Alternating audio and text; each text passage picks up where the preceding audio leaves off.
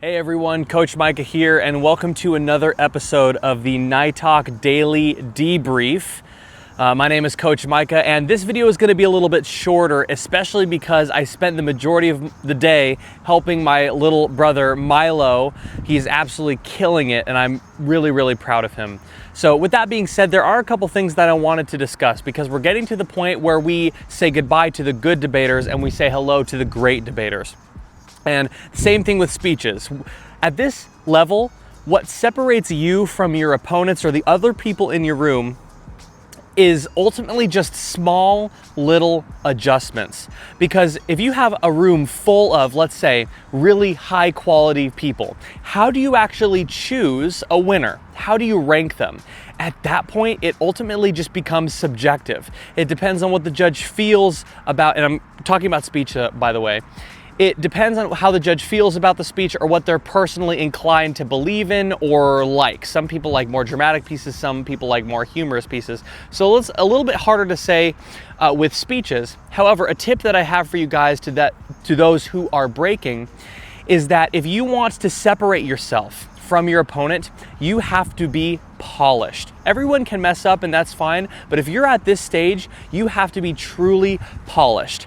Unfortunately, it can even come down to the not the misspelling of a word, but the mispronunciation of a word. It can come down to a 3-second just blank. You want to make sure that you have everything going for you. You want to make sure that you have your ducks in a row, and you want to make sure that your speech is perfect. Make sure you practice it, etc. If you're doing limited prep, make sure that you're relatable and that you actually answer the question or address the topic.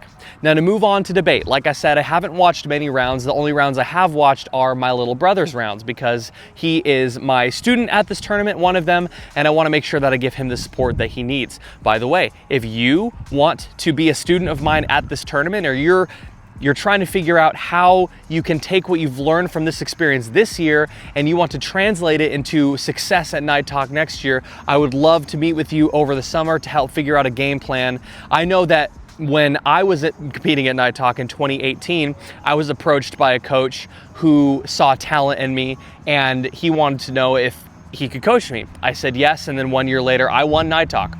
And I'm not saying that that's gonna be y'all's success story, but I am saying that good coaching makes a world of difference. So if you feel unfulfilled or maybe you don't even have a coach at all, then I'd love to be able to meet with you and talk about goals. Anyways, if you're going to be the best debater you possibly can be, there's a few things that you need to know. And of course, I totally recommend watching my videos that I already produced on this subject. The first thing that you need to know is that organization is key. If you're jumping around the flow, which I saw it happen in an earlier round, if you're jumping around the flow, you're going here, you're going there, it's a lot harder for the judges to follow, especially judges who are flow judges. That being said, make sure that you actually impact out the points. The second thing that I want you to remember is nuance. Just because one thing can be true does not automatically mean that another thing cannot be true. Many things can be true at the same time. For example, there's different types of value. There's a way to have both theoretical knowledge and skill in the same example. Things like that. Being able to take away the impacts of your opponent's case and instead talk about how your case also provides those same impacts is a way to win the judge's ballot, because what you're doing is you're owning the positive, owning the benefits of your opponent's speech as part of your own. So that is really important. Another thing you can do, of course, if you watch my last video, we talked about holding yourself in the round, being professional, etc. A great thing that separates the good debaters from the great debaters are witty remarks, the ability to get your judges to laugh, the ability to say a little joke here and there, to be relatable, to be likable.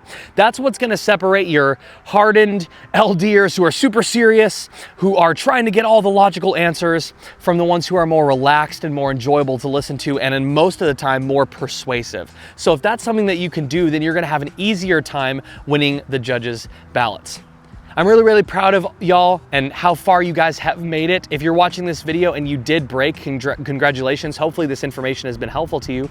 If you did not break, then see this as an opportunity to learn from the best of the best. And if you are a senior and you didn't break and you're ending on a high note, it is now your time to fulfill the rest of your purpose here at this tournament and help your teams, your partners, your siblings succeed. Your tournament is over. It is now time for you to pass on the torch to them. I don't know how many of you have seen Cars 3, but of course Lightning McQueen had a hard time giving up the ability to race as he was getting too old. And so Cruz Ramirez comes in and McQueen finally understood the focus and he let her take the torch and she, spoiler alert, she won the big race, right? So that being said, she beat Jackson Storm. So those of you out there named Jackson, watch out.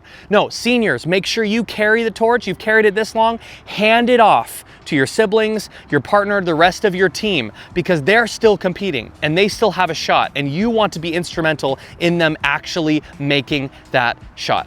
Anyways, that's all I have to say for this particular video. Like I said, feel free to reach out to me if you have any questions or if you want any feedback, or maybe you just want to run an argument by me, then please approach me. I'll be here all week. If you want a coaching session, you want me to watch one of your rounds, or you want to figure out how to elevate your speech or your debate, within the last 2 days of competition, I am free to hire, if that makes sense. You can hire me. I'd love to help you out as much as possible. Anyways, I appreciate you paying attention to this video and watching it thus far. I hope you have an amazing evening. Have a good one. As a reward for staying this long into the video, it would have looked a lot different, but I fell in the mud as I was trying to get up this hill. So I had to stand and hold it with one arm, and now I can feel a vein in my bicep from holding up a phone for so long. So anyways, thanks for watching. I hope you have a good evening.